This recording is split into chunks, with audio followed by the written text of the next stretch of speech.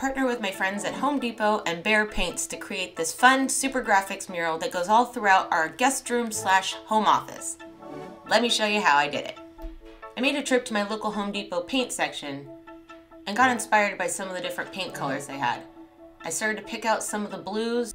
Let's be honest, I picked out a lot of blues.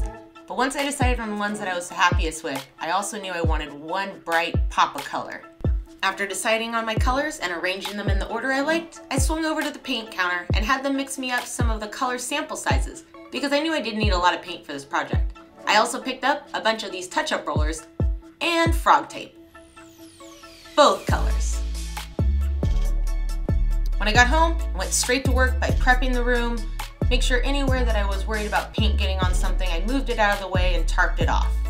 Now it's time to get down to business. I started in the top ceiling corner and worked my way down using the yellow frog tape.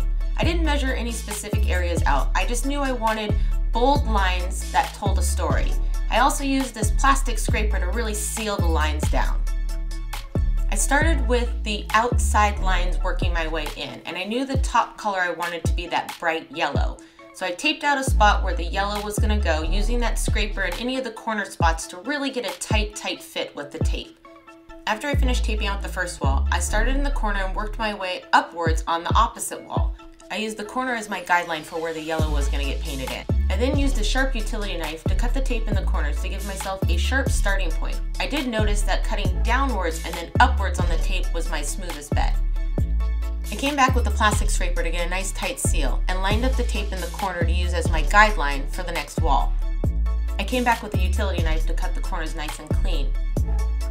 I found that using that plastic scraper in the corners holding down the tape was really useful to get a nice tight fit.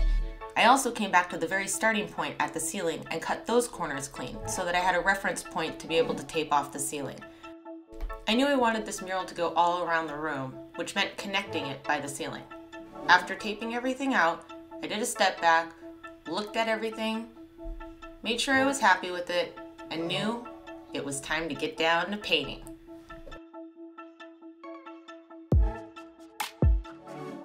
I started with the yellow in the top corner and worked my way down. I also, in all the corners, was using a touch-up brush, which then soon found out a foam brush was more the way to go. Peeling back that first round of tape was so satisfying. Seeing how crisp the lines were, especially in the corners, I knew this was going to be a really fun project. After finishing with the yellow color, I started to tape off the bottom section for the next color and repeated the same process I did when taping off for the yellow. I started with the darkest blue as my bottom color and made sure that I painted one full coat and let it fully dry before I came back to give it a second coat for its most vibrant coloring. There's something so satisfying about pulling back that tape and seeing how crisp the lines really come out.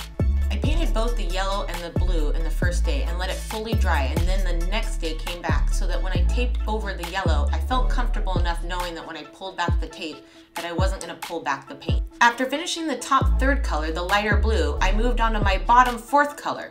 By using the process of painting outward in, I was able to accomplish painting 2 colors each day and letting each paint coat fully dry before moving on to the next color. That way the third day I was able to tape everything off and move on to the very last color to paint in. By this point in the mural, I realized those foam brushes were really the way to go. They were just so handy for cutting in the corners and any of the tight spots. It really made this process go a lot faster, and I wish I had started with that process in the beginning. But you live and learn, and that's where I'm passing that on to you guys. Now it's time for the finishing touches. I came back with a fine small brush and the ultra white paint that I used from the walls to just touch up any of the areas where the paint bled through the tape. The ceilings were probably my more troublesome area and a couple of the corner spots, but for the most part it was pretty easy to come back and just touch up those spots. So when it came to this portion of the mural to end off the colors and merge everything together, I hadn't fully decided on the design and how I wanted it to look. So I put a poll up on my Instagram and my friends helped me out by deciding on the final say. This is what we came up with. I'm really happy with it and thank all of you for your input. The blow dryer was definitely a helpful tip with coming through on the end to help everything dry so I could pull back that tape and give this final reveal.